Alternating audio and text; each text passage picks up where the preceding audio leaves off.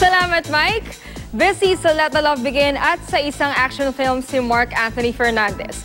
Pero totoo bang ilang araw siyang nanirahan sa musileo ng ama niyang si Rudy Fernandez? Alamin sa chika ni Lar Santiago. Kay Mark Anthony Fernandez na rin mismo nanggaling. Ilang araw daw siyang nanirahan sa musileo ng amang si Rudy Fernandez sa Heritage Park sa Taguig.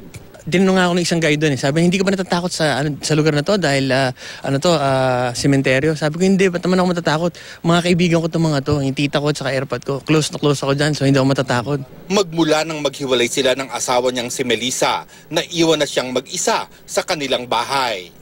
Kaya raw nagpasya siyang ibenta ito at bumili na lang ng kondo sa Clark sa Angeles City. Pero dahil tinatapos pa noon ang kanyang condo unit, hindi kaagad nakalipat si Mark sa bago niyang tirahan. Kaya nagdesisyon siyang tumira muna sa musileo. Short period lang naman, siguro mga 3 nights lang ako nandun. Ayun, tapos nakalipat na rin ako.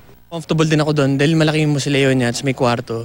At saka syempre, kahit pa paano, nagtitipid pa rin. Matagal-tagal ding nabakante si Mark sa mga project. Kinailangan niyang magpursige sa pagpapapayat at ngayong bumalik na ang dati niyang katawan, balik trabaho na siya. Ginagawa ngayon ni Mark ang pelikulang Manila's Finest kasama ang action star na si Jerry Craval.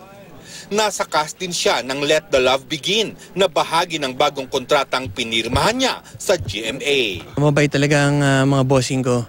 Papasalamat ako sa na lagi na ako nabibigyan ng maayos na magandang proyekto. Lar Santiago, updated sa showbiz happening.